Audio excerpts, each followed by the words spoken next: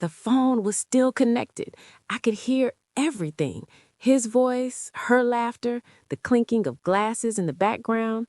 My husband Marcus didn't know I was listening. He thought he'd ended the call after telling me goodnight from his hotel room in Chicago, but somehow the line stayed open. And in that moment, standing in our kitchen with my phone pressed against my ear, I heard him say words that would shatter everything I thought I knew about my life. She has no idea, Vanessa. By this time next year, she'll be out of the picture completely, and we can finally be together without all this sneaking around. I should have hung up. I should have screamed, but I stood frozen, my heart hammering so hard I thought it might break through my chest. This was Marcus, my husband of 4 years, the man who proposed to me on a beach in Malibu, who'd promised me forever. And he was talking about me like I was some obstacle to remove, some problem to solve.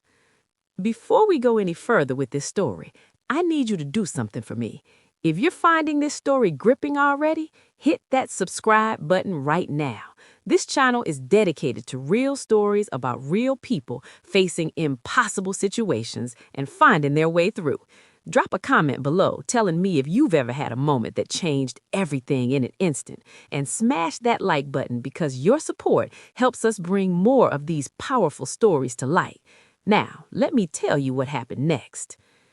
I didn't sleep that night. I replayed the entire conversation in my head until every word was burned into my memory. Marcus talked to this Vanessa woman like they'd been together for years. He mentioned dates they'd had, trips they'd taken while I thought he was away on business.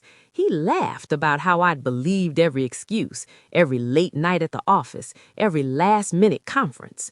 But the part that made me physically sick was when he started talking about money, our money, or what I thought was our money. The prenup was genius, he'd said, his voice dripping with satisfaction. She signed it without even reading the fine print. When I file for divorce next spring, after the Morgan acquisition goes through, she walks away with almost nothing. Meanwhile, everything's already moved offshore where she can't touch it.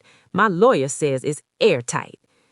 I'd signed that prenup 4 years ago, 2 weeks before our wedding. Marcus had presented it casually, said it was just a formality that his family's attorneys required.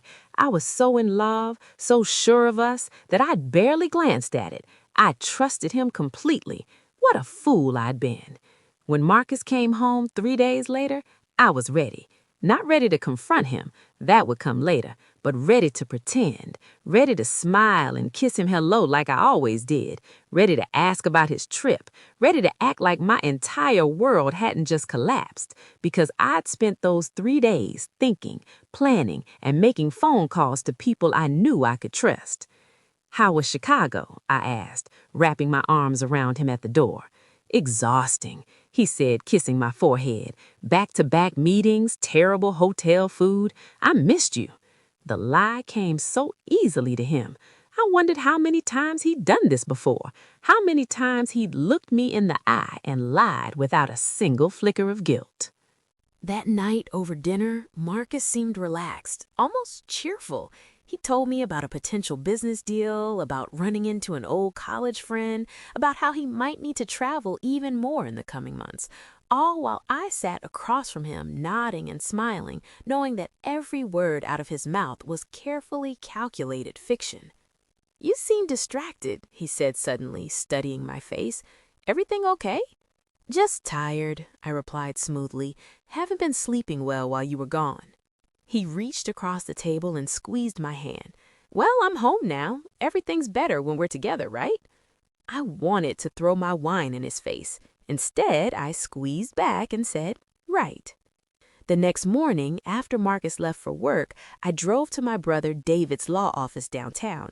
David was a corporate attorney, sharp as they come, and more importantly, he never particularly liked Marcus. He told me before the wedding that something felt off about the guy, but I dismissed it as brotherly overprotectiveness. "Tell me you're finally seeing what I saw," David said when I walked into his office and closed the door behind me. I played him the recording I'd made of that phone call. I'd used another phone to capture Marcus's entire conversation with Vanessa, every damning word. David's expression grew darker with each passing second. "That son of a—" he started, then stopped himself. Okay, let's think about this strategically. First thing, don't let him know you know anything. Can you do that? Can you keep pretending?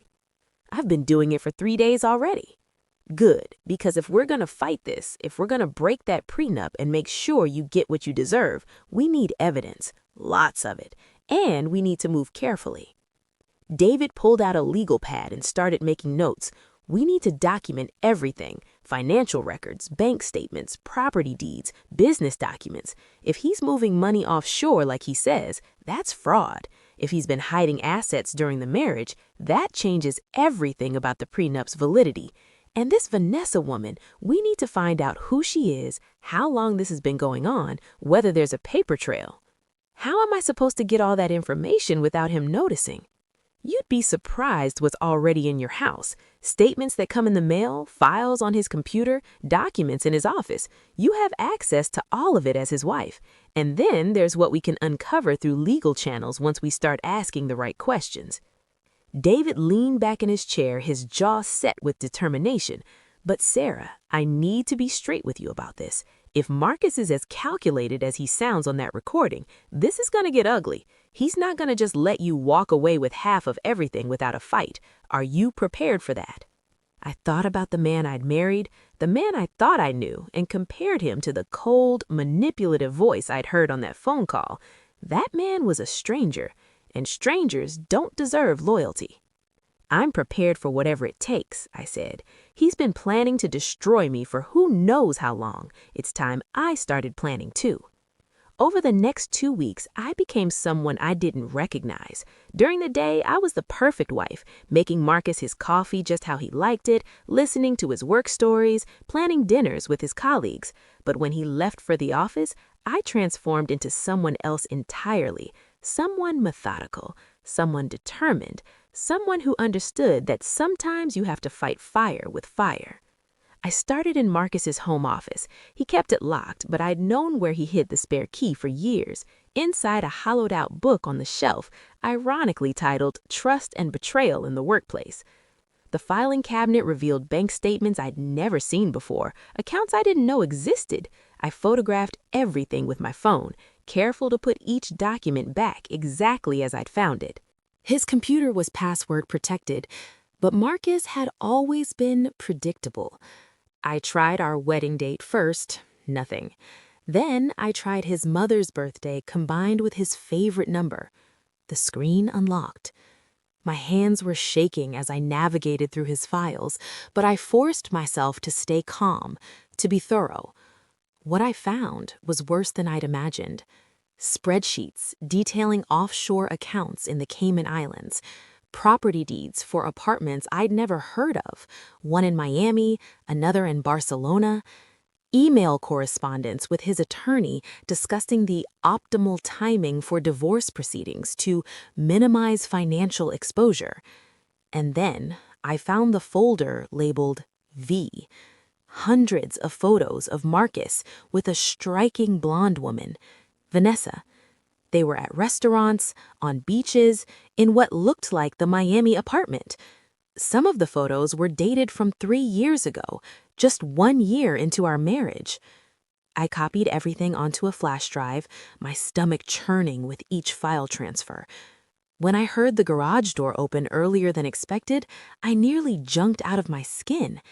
I shut down the computer, locked the office, and was in the kitchen pretending to chop vegetables by the time Marcus walked through the door. "You're home early," I said, keeping my voice light. "Meetings got canceled," he said, loosening his tie. He walked up behind me and wrapped his arms around my waist. "Thought I'd surprise my beautiful wife." I could feel his breath on my neck, and it took everything in me not to flinch away. "What a nice surprise," I managed to say. That night, lying next to him in bed, I stared at the ceiling and wondered who this man really was. The Marcus I'd fallen in love with had been charming, attentive, generous with his time and affection. But had any of that been real? Or had I been dating a performance, married to an illusion? The next morning, I met with David again, this time joined by his colleague, a sharp-eyed woman named Rebecca Chen, who specialized in high-asset divorce cases. I handed over the flash drive, and we spent 3 hours going through everything I'd found. "This is good," Rebecca said, her fingers flying across her laptop keyboard. "This is very good. These offshore accounts, if he didn't disclose them during the marriage, that's concealment of assets. And these emails discussing the divorce strategy while you're still married, that shows premeditation and bad faith. We can absolutely challenge the prenup with this." "How much are we talking about? How much has he hidden?" Rebecca pulled up a spreadsheet and started calculating. "Based on these accounts alone, I'd estimate somewhere between $30 and $40 million. And that's not counting the properties or whatever else he might have that we haven't found yet." The number hit me like a physical blow. $40 million. While I'd been clipping coupons and watching our household budget, Marcus had been sitting on a fortune I didn't even know existed. "There's something else," David said, looking up from a document he'd been reading. "These business deals he's been working on, I recognize some of these company names. If he's been moving personal assets through his business, that could expose his partners to legal liability. They're not going to be happy when they find out." "What are you suggesting?" I asked. "I'm suggesting that Marcus has built himself a house of cards, and we're about to blow on it. But we need to be smart about this. We need more documentation, more evidence, and we need to move before he does." Rebecca nodded in agreement. "The recording you have is devastating, but recordings alone can be challenged in court. We need financial proof, witness testimony if possible, and a clear timeline of deception. Sarah, I know this is hard, but you need to keep playing the devoted wife a little longer. Can you do that?" I thought about the alternative, confronting Marcus now with incomplete information, watching him lawyer up and make everything disappear. No, if I was going to do this, I was going to do it right. "I can do it," I said. "Tell me what you need."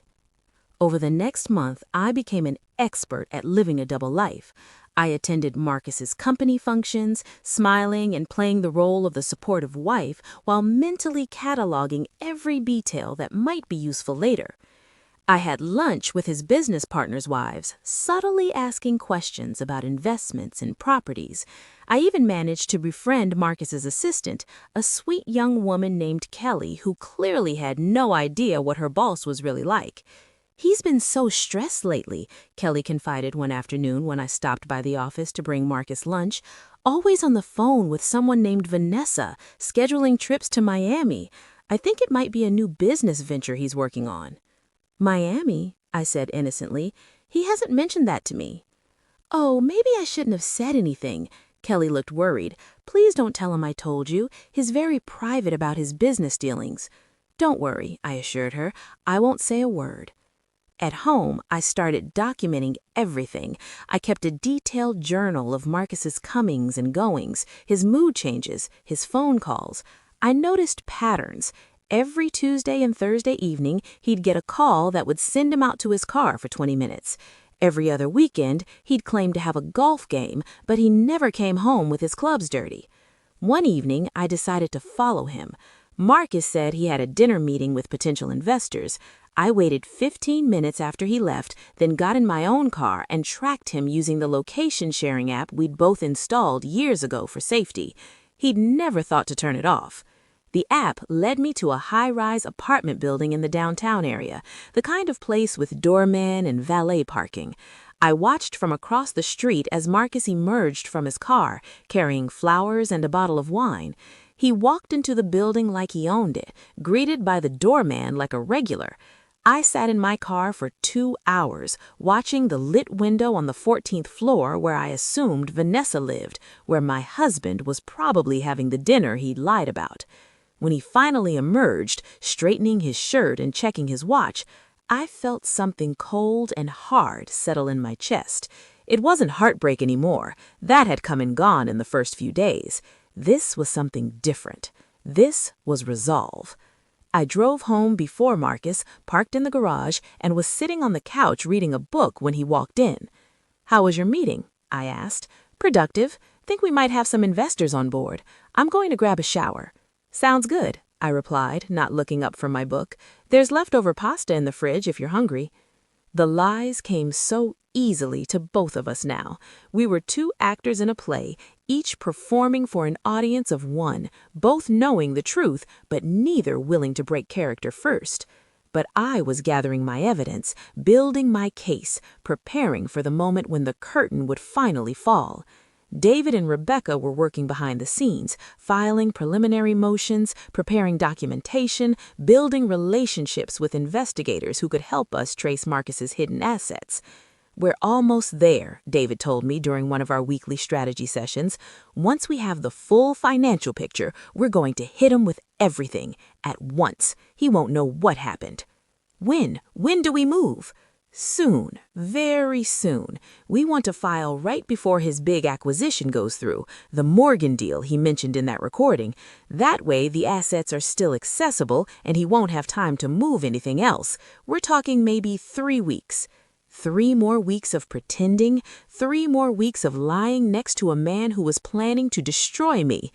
If you're still watching, I want you to know that your support means everything. Hit that like button if this story is keeping you on the edge of your seat. Drop a comment telling me what you would do in this situation, and make sure you're subscribed because trust me, you won't want to miss the moment when everything comes crashing down.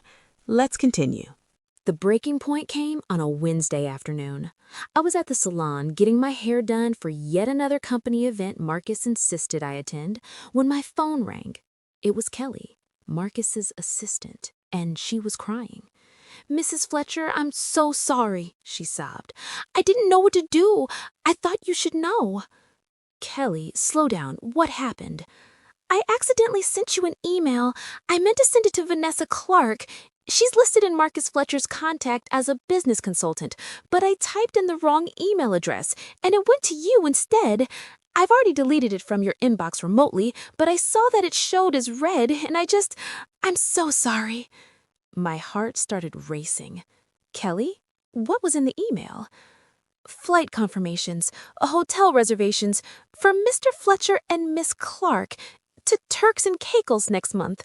The reservation was under Mr. and Mrs. Marcus Fletcher." She paused, her voice breaking. "I didn't know he was doing this to you. I'm so sorry." I thanked Kelly, assured her she'd done nothing wrong, and ended the call. Then I sat in that salon chair, staring at my reflection in the mirror, and something inside me snapped. Not in a dramatic way, no tears, no screaming, just a cold, clear certainty that I was done waiting, done pretending, done playing the fool. I called David immediately. "Move up the timeline. I want to file now." "Sarah, we agreed 3 more weeks." "I don't care what we agreed. I want him served with papers before he takes that trip next month. Can you make that happen or not?" There was a pause, then David's voice came back firm and decisive. "We can make it happen. Give me 48 hours to finalize everything. In the meantime, I need you to do something for me. I need you to secure any sentimental items you care about, jewelry, photos, family heirlooms. Get them out of the house quietly. Once we serve him, all hell is going to break loose." I spent that evening carefully packing a box with everything that mattered: my grandmother's wedding ring, photo albums from before I met Marcus, some jewelry that had belonged to my mother. I took the box to David's house, where his wife Sophie hugged me tightly and promised everything would be okay. "You're so much stronger than you think, and when this is over, you're going to look back and realize this was the best thing that ever happened to you." I wasn't so sure about that, but I appreciated the sentiment. The next 2 days were a blur of meetings with Rebecca, signing documents, reviewing evidence, preparing for what she called the nuclear option. We weren't just filing for divorce, we were filing a lawsuit alleging fraud, concealment of assets, and breach of fiduciary duty. We were going after everything Marcus had hidden, and we were making sure his business partners knew exactly what he'd been doing. This is going to destroy his reputation, Rebecca warned me. Are you absolutely certain you want to go this route? Once we file these documents, they become public record. Everyone will know. Good, I said. Let them know. Let everyone know exactly who Marcus Fletcher really is. On Friday evening, Marcus came home excited about something. Great news, he said, pouring himself a scotch. The Morgan acquisition just got approved. This is going to change everything for the company and for us. We should celebrate. Celebrate, I repeated, watching him. This man who'd been planning to divorce me the moment this deal went through, who'd already booked a vacation with his mistress, who'd been systematically stealing from our marriage for years. Yeah, he grinned, oblivious to the storm about to hit him. We should go out tomorrow night, somewhere fancy, my treat. Sure, I said. That sounds nice. That night, I barely slept. Tomorrow, everything would change. Tomorrow, Marcus would finally understand that he wasn't the only one who could plan, who could scheme, who could play the long game. Saturday morning arrived clear and bright. Marcus slept in, exhausted from his week. I made coffee, took a long shower, and got dressed carefully, not for him, but for me. I chose a navy blue dress that made me feel powerful, professional. I was going to need all the strength I could muster for what was coming. At 11 o'clock, there was a knock at the door. Marcus was in his office, on a call with someone, probably Vanessa, based on the low, intimate tone of his voice. I opened the door to find a process server, exactly as David had arranged. Sarah Fletcher? The man asked. That's me. These are for you. He handed me a thick manila envelope, and I have documents from Marcus Fletcher as well. Is he home? He's in his office, down the hall, first door on the right. I followed behind as the process server walked to Marcus's office and knocked. Marcus opened the door, phone still pressed to his ear, annoyance flashing across his face. Can I help you? He said curtly. Marcus Fletcher, you've been served. The man thrust another envelope into Marcus's hands and walked away. Marcus stared at the envelope, then at me. What the hell is this? Open it, I said calmly. I watched his face as he tore open the envelope and began reading. Confusion gave way to shock, then to something that looked almost like fear. His phone slipped from his other hand and clattered to the floor. You're suing me? His voice was barely a whisper. For fraud? Asset concealment? How did I know about the offshore accounts? The properties you never told me about? Vanessa? I kept my voice steady, cold. You forgot to end a phone call 3 months ago, Marcus. I heard everything. And then I spent the next 3 months gathering evidence of every lie you've told, every dollar you've hidden, every plan you made to destroy me. The color drained from his face. Sarah, listen to me. No, you listen to me. For 4 years, I trusted you completely. I believed every word you said, every promise you made. I signed that prenup because I loved you and I thought you loved me. But you've been planning to throw me away like garbage since practically the beginning. Well, guess what? I'm not going anywhere without a fight. Marcus's shock was transforming into anger. You have no idea what you've just done. Do you understand the legal resources I have access to, the attorneys I can hire? You're going to regret this. Maybe, I said, but I don't think so. See, the thing about building a house on lies is that eventually it collapses, and yours is about to come crashing down. Your business partners are being notified today about your fraudulent financial activities. The IRS is receiving copies of documentation about your offshore accounts. And Vanessa? Well, I'm sure she'll be thrilled to testify about your relationship once she realizes you've been lying to her too. You vindictive. Marcus started toward me, and for a moment I thought he might actually try to hurt me, but he stopped himself, his hands balling into fists at his sides. I want you out of this house, today, now. Actually, according to the temporary restraining order that's also in that envelope, you're the one who needs to leave. This house is marital property, and until the court decides otherwise, I have every right to be here. You have 2 hours to pack a bag and go. I'd never seen Marcus look at anyone the way he looked at me in that moment, with pure, undiluted hatred. But underneath it, I could see something else. panic, because for the first time in his carefully controlled life, Marcus Fletcher wasn't holding all the cards. "This isn't over," he said. "No, it's not, but it's going to end very differently than you planned." Marcus grabbed his phone from the floor and immediately started making calls. I could hear him as he stomped upstairs, shouting at someone, probably his attorney. I walked to the kitchen, poured myself a glass of water with shaking hands, and sat down at the table. I'd done it. After months of pretending, of planning, of gathering evidence while my heart broke over and over again, I'd finally struck back, and there was no going back now. Within an hour, Marcus's attorney arrived, a slick-looking man in an expensive suit who barely acknowledged me as he rushed upstairs. 30 minutes later, Marcus came down with a suitcase, his attorney trailing behind him. "My client wishes to state for the record that these allegations are completely false and defamatory," the attorney said.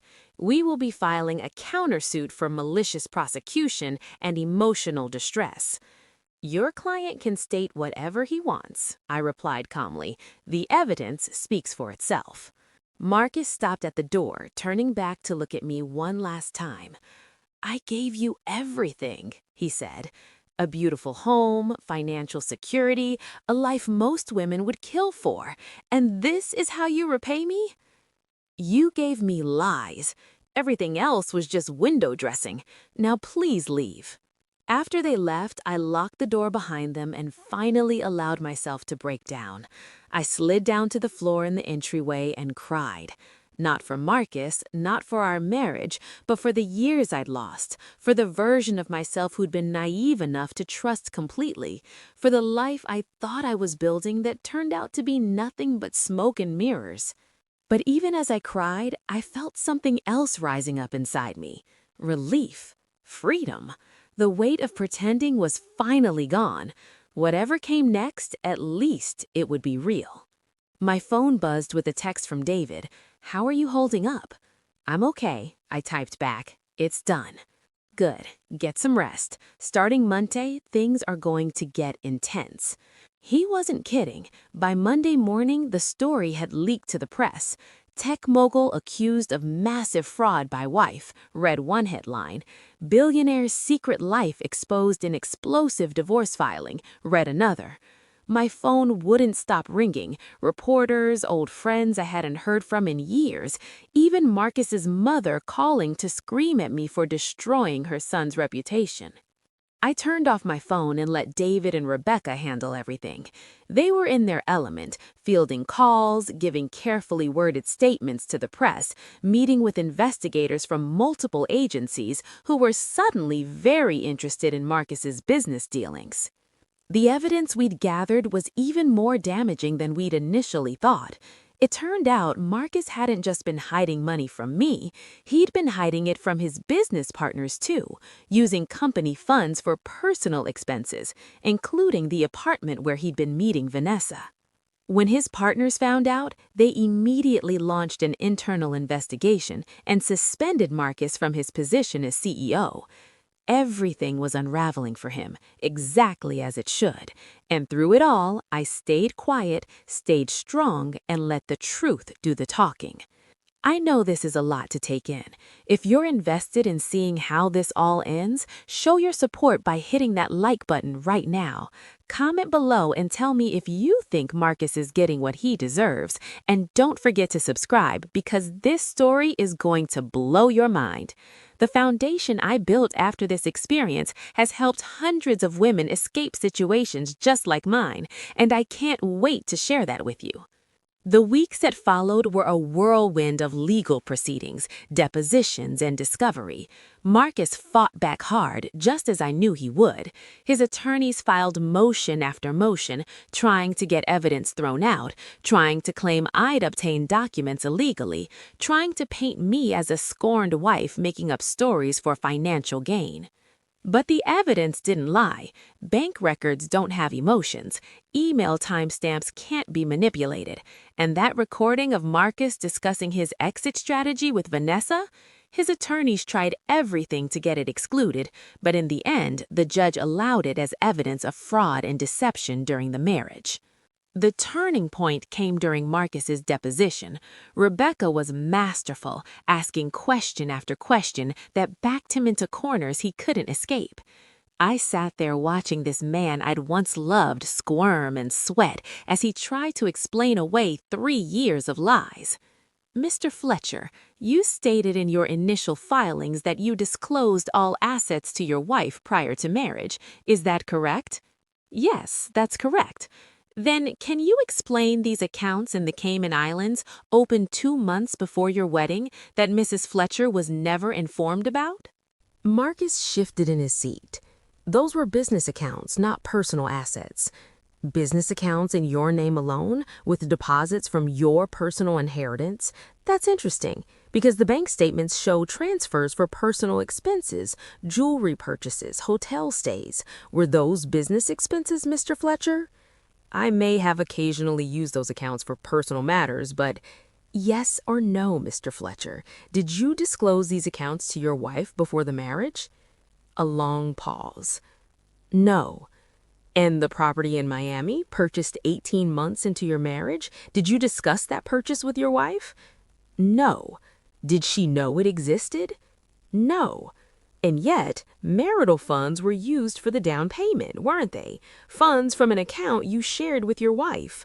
Marcus's attorney objected, but the damage was done. With each question, Rebecca dismantled the careful structure of lies Marcus had built. By the end of his deposition, even his own attorney looked exhausted. But perhaps the most devastating testimony came from Vanessa herself. When she was subpoenaed, she arrived at the deposition with her own lawyer, looking nervous and angry in equal measure. It turned out Marcus had been lying to her too, telling her he and I were separated, that the divorce was already in progress, that I was the one holding things up out of spite. "When did Mr. Fletcher tell you he was planning to divorce his wife?" Rebecca asked. Vanessa glanced at Marcus, who sat stone-faced across the table. "About 2 years ago. He said they'd grown apart, that she was controlling and difficult, that he'd been trying to leave for months, but she wouldn't agree to reasonable terms." "And did you believe him?" "Of course I believed him. Why would I think he was lying?" Rebecca slid a document across the table. "This is a credit card statement from 2 years ago showing charges for a romantic dinner for 2 at Les Bernardines, a 5-star hotel suite, and a jewelry purchase at Tiffany's, all on Mr. Fletcher's personal card. According to Mrs. Fletcher's testimony, she and Mr. Fletcher celebrated their 2nd wedding anniversary that week with dinner at Les Bernardines, stayed at the Plaza Hotel, and he gave her a diamond bracelet from Tiffany's. Were you aware that Mr. Fletcher was actively celebrating his marriage while telling you it was over?" The color drained from Vanessa's face. She turned to look at Marcus with an expression of pure betrayal. "You were still? You told me." "Don't answer that," her attorney interrupted quickly. But the damage was done.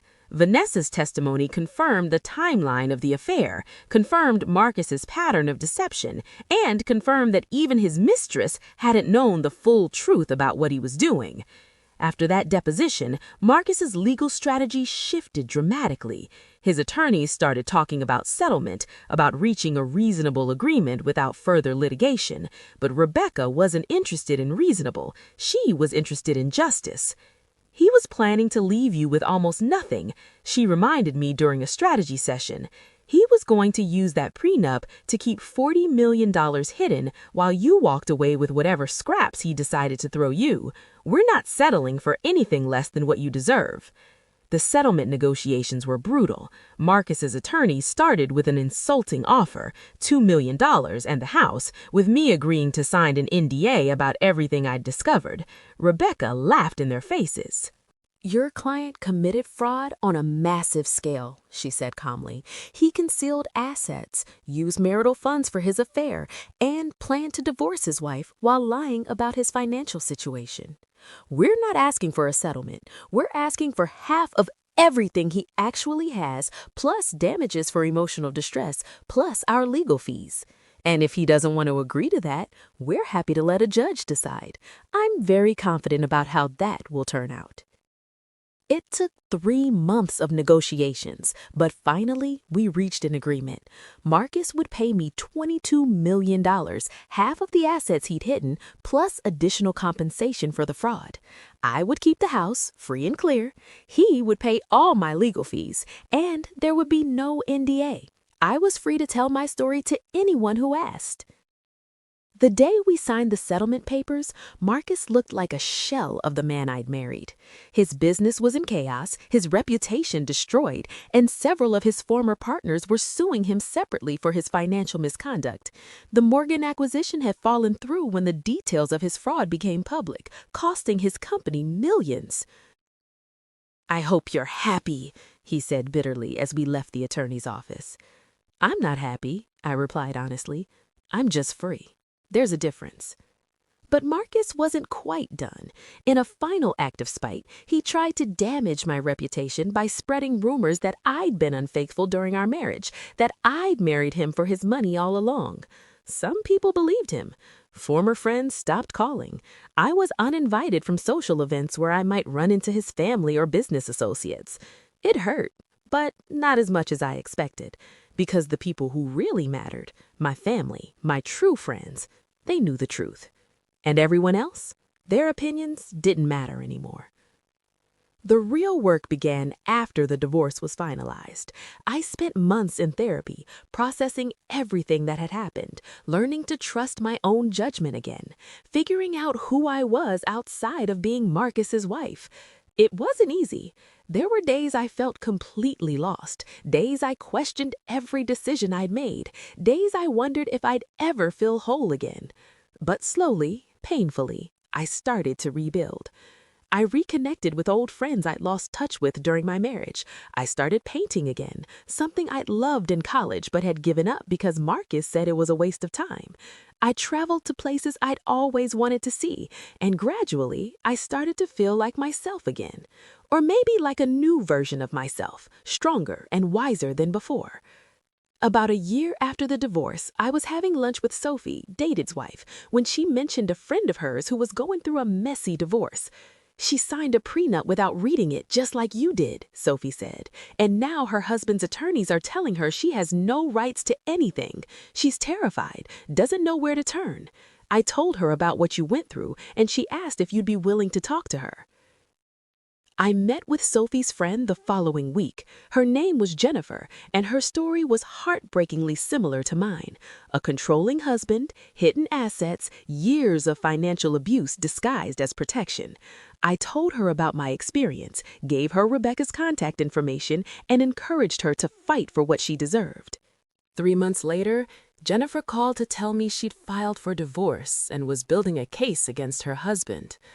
"I never would have had the courage if you hadn't shared your story," she said, crying. "You saved my life." That conversation planted a seed. If my story could help one woman find the courage to leave a bad situation, maybe it could help others too. I started meeting with more women in similar circumstances, connecting them with attorneys, sharing resources, offering support. Before I knew it, I was spending more time helping other women than I was on anything else in my life. That's when I decided to start the Second Chance Foundation. Using a significant portion of my settlement money, I created a nonprofit organization dedicated to helping women escape controlling or abusive relationships. We provide legal support, financial education, counseling services, and a network of resources to help women rebuild their lives after leaving bad marriages. In the 3 years since I started the foundation, we've helped over 300 women navigate divorces, secure their financial futures, and start fresh. We've connected them with attorneys who specialize in uncovering hidden assets, therapists who understand financial abuse, and financial advisors who can help them rebuild wealth and security. Some of the women who come to us are in situations like mine, married to wealthy men who've been hiding money and planning to leave them with nothing. Others are in more desperate circumstances, women with no money of their own, no credit cards in their names, completely dependent on partners who use money as a weapon. We help them all, regardless of their circumstances. The foundation has become my life's work, my purpose. Every time I see a woman walk into our office scared and broken, then watch her leave months later with her head held high and a future ahead of her, I remember why I went through what I did. My pain had a purpose. My experience can help others avoid the same mistakes, or at least know they're not alone when they're going through it. I still think about Marcus sometimes, usually when I'm helping another woman whose husband reminds me of him. Last I heard, he'd married Vanessa in a quiet ceremony, though I doubt that marriage is built on any more truth than ours was. His business never fully recovered from the scandal, and he's nowhere near as powerful or respected as he once was. Part of me feels sorry for him. He destroyed everything he'd built because he couldn't be honest, couldn't be faithful, couldn't see the value in the relationship he already had. But mostly, I just feel grateful. Grateful that I heard that phone call before it was too late. Grateful that I had the support system I needed to fight back. Grateful that I found the strength to stand up for myself when it would have been easier to just accept defeat. And grateful that my painful experience has allowed me to help so many other women find their own strength. My life looks nothing like I thought it would when I married Marcus 7 years ago. I'm single, running a nonprofit instead of attending charity galas, living in a smaller house that I chose for myself instead of the mansion Marcus picked out to impress his colleagues. But I'm happier than I've ever been. I'm authentic. I'm purposeful. I'm free. And that freedom, that's worth more than all of Marcus's hidden millions ever could be. If this story resonated with you, if you know someone who needs to hear it, please share this video. Hit that like button to help this story reach women who might be going through something similar. Drop a comment below telling me about your own journey to freedom, whatever that looked like for you. And subscribe to this channel because every week we share stories of resilience, courage, and transformation. Stories about real people facing real challenges and coming out stronger on the other side. Thank you for watching, thank you for your support, and remember, you are stronger than you think, braver than you believe, and worthy of so much more than you've been told. Until next time.